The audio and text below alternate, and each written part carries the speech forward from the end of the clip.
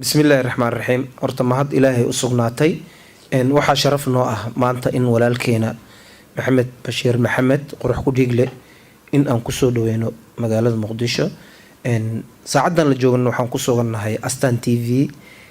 farxad ayay noo tahay qof walba oo bulshada magac ku leh ama annaga ma aragtay wadnaheenu ku dhex jiro saana usoo dhaweyneynaa. qurux ku dhiigle madheheen muqdisho kusoo dhawow inla meeshan meeshuu ka taga waaye.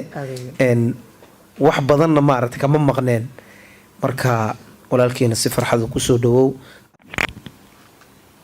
madaxweynaha gabagabada ma ku ficneen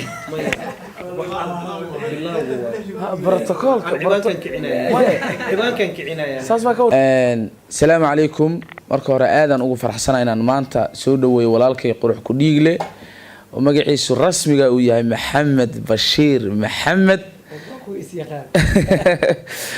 run ahaantii qurux ku dhiigle qofkaan igu aqoonin wuxuu ahaa saaxiibkayga qaaska ah ee mar walba inta badan ila tali jira asiga iyo saaxiibadiisa kale cabdalla iyo shanlayste iyo dhalinyaro kaleo fara badan oo aan inta badan talooyin aan kala qaadan jirnay. alxamdulilah taladayni maanta waxaan maraynaa dad milyaneero ku dhow. milyaneerka kii jeebka ah maaha ee waa kii dadka lagu kasbanayay. walaalkay xamar ku soo dhawow, anugu maha ku dheeraa maa ilaahay kuma samdaraadee wax kaloo dhaha ma aqaan.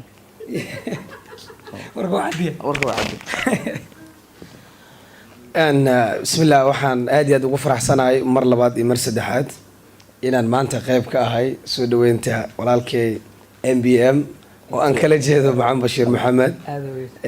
run ahaantii qurux ku dhiigle inuu yahay qof aad iyo aad u niyad fiican oo nin dhalinyaro ah oo firfircoon oo inta badanna dadaal fara badan iyo dhaqaaq fara badan muujiya.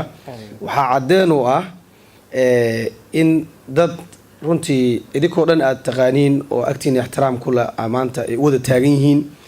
saakay sidii aan usoo kacnay ilaa hadda isaga aan u taagannahay, waxaana diyaar u nahay ilaa sida bilaal iyo ay sheegeen kabtanka ilaa uu jawigii kala qabsada inaan u taagnaano. waa qof naga mudan.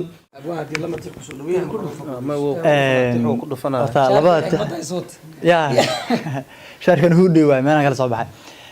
horta aad ba mahadsantihiin dhammaantiin waan salaamayaa. waa ku faraxsanahay inaan ka qayb qaadano soo dhaweynta. waxaan ka socdaa anu madbacadda Fastisign. marka laga soo tago inaan magacayga ku socdo macnaha madbacadda Fastisign oo boorar iyo koofiyado iyo fanaanad iyo stiikaro iyo soo dhaweyn diyaarisay. saaka xitaa heer dadku waxay gaareen markay dadka qaarna arkeen ay yiraahdeen baashi aaway $5 mana loo geliyo camal. dad u maleeyay ninka musharax macnaha marka kula lacag soo dhaweynta mana loo geliyo ka qayb qaadanayna camal shaqaana la siiyay. marka mana ahayn waa qurux dhiigle waxa uu wanaagsan wax la beerto dadka bilaa bulshada wuxuu yiri milyaneero. runtii qofkii dad milyaneer ka noqda ee milyan qof ay ku xiran tahay wuxuu ka muhiimsan qof milyan lacag haysta. bulshada hadaad beeratid weligaa dabkaaga ma damaay waa shidnaana, laakiin money goes on, lacagtu way dhamaataa.